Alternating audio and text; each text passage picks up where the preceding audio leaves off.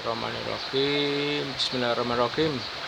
Assalamualaikum warahmatullahi wabarakatuh. Alhamdulillah ketemu lagi di Agung 37 Samawa ya. Alhamdulillah tak terasa waktu sudah berjalan, sudah di akhir bulan di Januari. Alhamdulillah video-video Agung 37 Samawa sudah semakin banyak ya. Jadi bisa ditonton untuk menginspirasi dan memotivasi. Alhamdulillah, semoga dulur-dulur, rekan-rekan, teman baik Agung semua selalu dalam keadaan sehat, selalu dalam tilik kasih sayangnya. Amin, amin ya rabbal alamin. Yeah. Alhamdulillah, pagi yang cerah, pagi yang suasana siang ya, agak siang ini, anginnya sudah sangat-sangat keras ini. Tapi seger ini di desa, karena di desa daerah Klaten ya, di Trunuh ini. Jadi pemandangannya sangat bersih, pemandangannya sangat seger dan hijau-hijauan ya. Alhamdulillah, hari ini Agung akan upload video tentang ilmu ya, ilmu dari teman baik Agung di daerah Pandaan. Itu namanya, kalau Agung nyebutkan akrabnya Gus Antok gitu aja, jadi lebih akrab gitu. Jadi ilmu ini Agung dapatkan dari beliau dan memang beliau diizinkan Agung untuk share ya. Kalau beberapa yang lalu kan ada dari Keraton Sumeneb ya, teman baik Agung juga memberikan ilmu tentang ABHP ya, itu juga bagus, itu bisa ditonton. Itu ilmu untuk mencari teman yang baik dan bisa lancar atau sukses di dunia dan di akhirat ini. Alhamdulillah, ini Agung share untuk ilmu dari Gus Antok ya. Jadi ada 3 prinsip yang beliau pegang selama ini dan alhamdulillah cukup bagus juga prinsipnya ya. Yang pertama adalah kuasai ilmu. Jadi ilmu itu kan ada 2, satu ilmu dunia, satu ilmu akhirat. Nah, jadi ini jangan sampai tercampur. Artinya apa? Nanti kalau dicampur menjadi kacau. Contohnya ilmu dunia. Ilmu dunia adalah ilmu mencari materi, ilmu mencari kekayaan, ilmu komunikasi, ilmu mencari rezeki pakai dunia, disebut ilmu dunia. Jadi harus punya guru yang bermumpuni di bidang dunia. Yang kedua adalah ilmu tentang akhirat. Nah, tentunya ini sesuai dengan keyakinan masing-masing. Kalau Islam di kiai atau ustadz, kalau Kristen di pendeta, kalau Katolik di ramo. Nah, monggo silahkan di masing-masing punya ini ya, masing-masing punya keyakinan dan itu bisa dilanjutkan untuk lebih baik lagi. Jadi yang pertama adalah kuasai ilmu. Ilmu dunia harus dengan ilmu dunia, ilmu akhirat dengan ilmu akhirat. Gampangnya gini ilmiahnya, ilmu dunia adalah pakai akal, pakai logika, pakai hitung-hitungan, pakai matematika gitu. Makanya kemarin Agung sudah share tentang ilmu matematika. Itu bisa ditonton gitu, ilmu matematika. Ini kita kembali ke tema tadi, 3 prinsip dasar yang harus dikembangkan untuk bisa sukses dunia akhirat ya. Jadi yang pertama adalah ilmu kuasai ilmu. Ilmu itu adalah sesuatu yang bisa dipahami, sesuatu yang bisa dimengerti, dan sesuatu yang dipraktekkan. Kalau hanya dipahami, hanya dimengerti tanpa dipraktekkan ya hanya menjadi wacana, hanya menjadi seekor di atas kertas saja itu. Jadi kalau ilmu dunia harus pakai rumus dunia, ilmu akhirat harus pakai rumus akhirat. Jadi jangan sampai kecampur, karena ilmu dunia ilmu logika, ilmu akhirat adalah ilmu rasa, ilmu nyaman, ilmu kepercayaan, ilmu tentang diri, di dalam diri. Makanya di dalam ilmu Jawa itu kan ada sedulur papat 5 pancer. Nah, itu ilmu rasa itu. Jadi tidak bisa disamakan dengan ilmu dunia. Jadi Agung pernah punya teman gini, Mas Agung, aku ini sudah sholat, sudah puasa, sudah melakukan hal-hal positif lain, tapi kok masih belum kaya-kaya. Nah, itu kan ya aneh toh. Artinya kan gini, sebetulnya ilmu dunia itu sampai seberapa? Karena kadang-kadang kita merasa sudah melakukan yang baik, sudah melakukan ABCDFG, ternyata ketika di breakdown, ketika dilihat secara detail, proporsinya nggak maksimal. Proporsinya hanya sekedar kata-kata atau hanya sekedar melakukan 3 kali, tapi seakan-akan sudah ngomongnya 10 kali atau 100 kali. Nah, itu kan kacau. Itu. Jadi semua itu kan harusnya itu seimbang. Punya ilmu dunia, harus punya ilmu akhirat gitu. Jadi kalau ilmu dunia seperti itu kan dicampur itu. Sudah bekerja keras, sudah bekerja cerdas, tapi belum kaya-kaya, itu kan dicampur. harusnya ya sudah ikhtiar saja. Ilmu dunia ya pakai ilmu dunia, karena manusia wajibnya hanya ikhtiar, manusia wajibnya hanya berusaha itu. Kalau kita sudah melakukan itu, kalau memang belum, ya sudah, kan tinggal sabar. Karena semua indah pada waktunya. Harus ada timingnya, harus ada waktu yang pas sesuai dengan ketetapan Allah, ketetapan Tuhan itu. Ya sudah, belajar aja terus. Belajar dan belajar, ikhtiar, bekerja dan bekerja, nanti suatu ketika akan muncul kok, ketemu kok itu. Yang penting kita niatnya tadi sudah. Jadi harus kuasai nggih, dulur nggih. Jadi jangan dicampur-campur gitu. Karena kalau dicampur-campur nanti kacau. Harus satu kesatuan, tidak boleh terpisahkan. Ilmu dunia nyambung kepada ilmu akhirat itu. Dan itu bisa ditonton di video yang lain ya. Di Agung 37 Samawa udah banyak itu, ada kebenaran, 3 versi kebenaran itu bisa diulang-ulang. Monggo dilihat, disimak. Juga ada tentang bahasa kasih seperti apa. Ada kesadaran berdaya dan terus berkarya juga ada itu. Banyak sekali nggih dulur nggih. Jadi yang pertama adalah tetap kuasai ilmu ya. Ilmu dunia harus pakai ilmu dunia, ilmu akhirat harus pakai ilmu akhirat, dan semua harus pakai ahlinya. Kalau tidak ahli, hanya sepotong-potong, hanya separuh-paruh, ya nanti hasilnya juga separuh-separuh atau kosong, bahkan malah merusak itu. Seakan-akan sudah selesai, seakan-akan sudah bagus, padahal belum apa-apa itu. Masih banyak yang harus dipelajari, masih banyak harus yang dimengerti itu dan dipahami itu. Enaknya gitu dulur. Jadi jangan setengah-setengah ya. Kalau pinter-pinter sisian, kalau goblok sekalian. Ya jangan. Ya harus pinter, harus tetap belajar terus itu aja ya. Harus tetap belajar dan terus belajar ya. Oke dulur nggih. Yang pertama adalah kuasai ilmu dan kuasai ilmu. Ya, ilmu dunia dan ilmu akhirat harus seimbang itu. Yang pertama tadi. Oke, yang kedua kita masuk kepada harus kita mempunyai jiwa seni atau musik. Kenapa kita harus mempunyai jiwa seni atau musik? Karena apa? Hidup ini tidak monoton. Hidup ini ada iramanya. Gitu. Seperti hujan. Hujan itu kan tidak langsung bres. Ini ada burung apa tadi? Ya itu burungnya keren itu. Alhamdulillah. Ada burung yang itu bagus sekali. Namanya burung apa itu? Alhamdulillah. Jadi harus punya seni, harus punya sesuatu yang berirama gitu. Karena semua itu kan seni, karena semua itu kan berirama. Semua adalah musik. Suara di luar ini, suara air terjun ini, kan seni juga itu, irama. Jadi kalau hidup itu berirama, hidup itu punya seni, sehingga tidak kaku, tidak otoriter. Jadi ada naik turunnya. Ketika kalau kita ke jalan, kalau kita jalan macet ya jangan ngebut. Ketika di jalan tol ya harus cepat itu. Itulah seninya kita. Kalau kita punya seni, kita fleksibel. Kita bergaul dengan siapapun bisa. Tidak peduli dia kecil, tidak peduli besar, tidak perlu agama, tidak peduli dia ibu, bapak dan seterusnya, tidak ada masalah. Karena kita punya seni, punya fleksibel, punya pemahaman yang sangat luas. Ada uniknya masing-masing. Karena Tuhan kan menciptakan banyak beraneka ragam, banyak beraneka warna, dan semuanya unik. Semuanya sesuai dengan sunatullahnya. Diberi kelebihan dan tentunya juga kekurangan.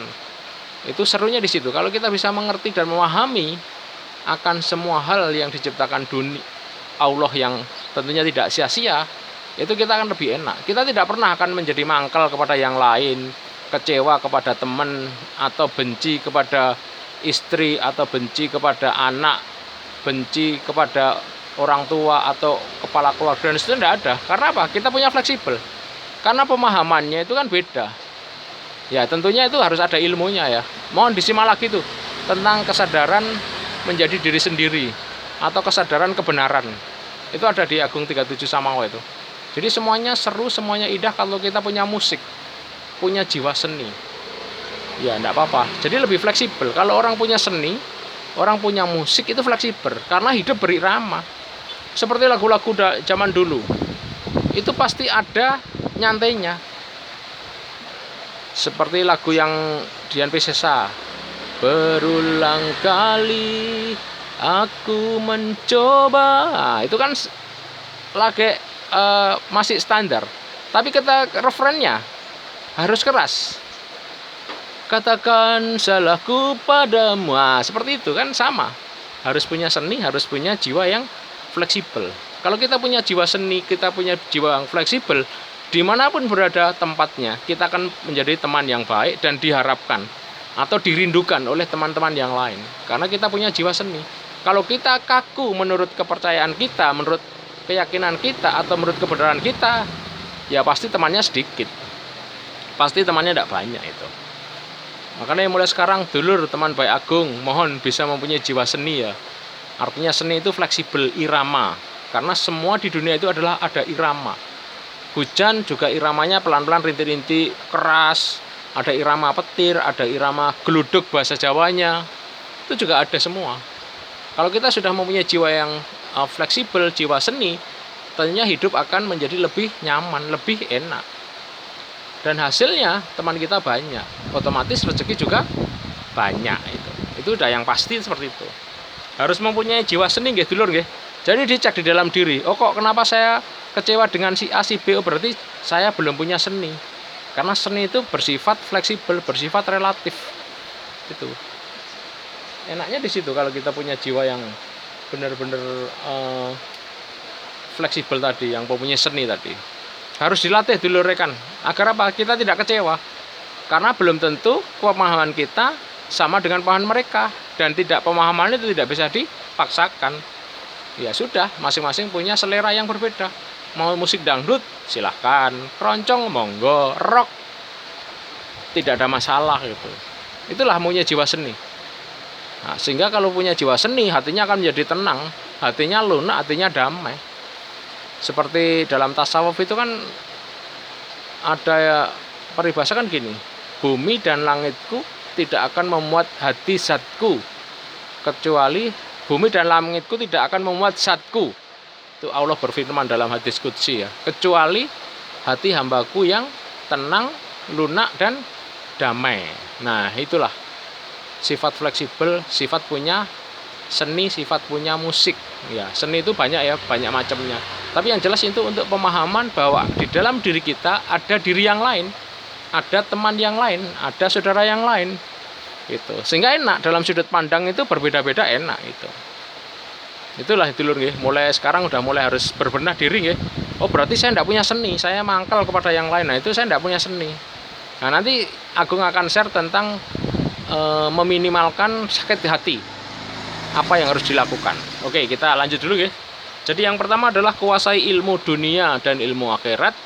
Yang kedua adalah kita mempunyai jiwa seni atau musik, sehingga hidup lebih berirama, sehingga hidup lebih fleksibel.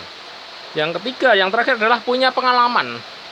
Nah, pengalaman itu bisa didapat dari siapa? Dari teman kita, dari sekitar kita, dari orang tua kita, dari pak lek kita, bahkan dari anak kecil pun kita juga bisa pengalaman.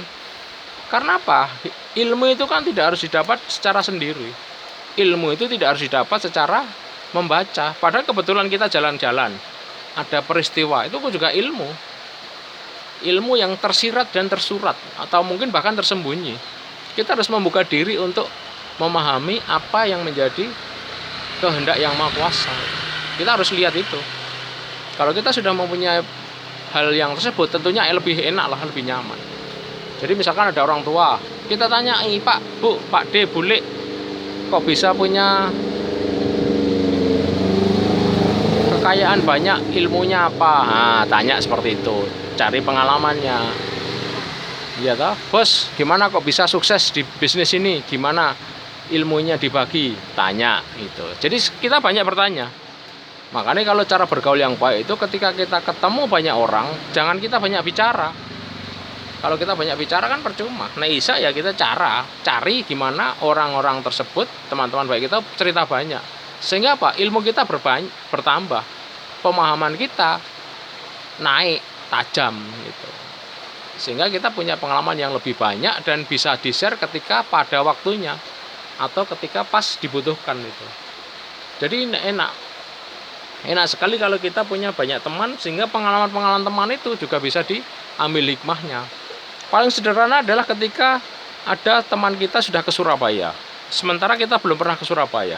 Ya sudah, kita tanya teman kita yang ke Surabaya, Cak, Mas, Bule, Pak Lek, Dulur, Om, di Surabaya cocoknya bisnis apa? Nah, kan nanya itu. Teman yang baik tadi pasti akan memberitahu, oh bisnis Surabaya seperti ini, karena dia punya pengalaman di Surabaya. Sehingga potensi kita rugi, potensi kita gagal itu lebih sedikit dibanding kita bonek atau ngawur bahasanya. Bonek positif juga bonek ada negatif, tergantung dari sudut pandang itu. Tapi yang jelas adalah pengalaman. Itu penting sekali dulu. Tapi bisa jadi pengalaman itu teman baik Agung dulu ketika Agung pernah kerja di perusahaan Jepang itu juga gampang Mas Agung, pengalaman itu cari orang tua, ya sudah kamu nanya. Nah, gitu. Karena berdasarkan dengan waktu, otomatis pengalaman akan semakin tinggi dan tentunya pengalaman akan semakin banyak itu. Jadi jangan sungkan, jangan malu untuk bertanya pengalaman yang lain. Jadi ketika kita ketemu orang tua, apa yang bisa kita ambil ilmunya? Apa yang kita bisa serap dari orang tua tersebut? Atau dari teman baik kita? Atau yang penting adalah dari orang tua kita. Makanya orang tua itu sebagai figur, public figure sebagai anak. Jadi jangan menyalahkan anak ketika anaknya merokok. Itu karena orang tuanya juga merokok, dan itu hal yang sangat-sangat manusiawi, wajar itu. Karena semua itu kan meniru, semua itu ilmu paling gampang itu kan meniru. Meniru dari yang terdekat itu. Jadi cari pengalaman gitu dulur ya. Jadi pengalaman sehingga kita akan lebih banyak ilmu, kita akan lebih banyak pemahaman yang beraneka ragam. Sehingga akan semakin nambah wawasan, nambah pencerahan, tentunya kita semakin menambah kebijaksanaan di dalam diri kita. Nggih, saya kira itu dulur nggih. Ada 3 hal dari ilmunya Gus Anto yang Agung share hari ini. Jadi ini kalau sudah dikuasai benar-benar luar biasa ini. Dicari celahnya yang mana sehingga pemahaman kita lebih banyak dan hasil akhirnya adalah kebijaksanaan kita. Jadi bijaksana itu belum tentu tua. Muda pun bijaksana ketika ilmu kita bertambah. Ketika pemahaman kita naik dengan tajam dibanding yang seusia kita. Nggih, semoga bermanfaat. Terima kasih waktunya. Jangan lupa subscribe dan bunyikan lonceng. Kalau ilmu ini baik, bisa di-share ke teman atau ke tetangga atau ke mertua. Itu agar sama-sama punya ilmu, sama-sama punya pengalaman yang enak dan menarik gitu. Oke, terima kasih. Selamat siang. Assalamualaikum warahmatullahi wabarakatuh. Matur sembah nuwun. Salam sejahtera untuk kita semuanya.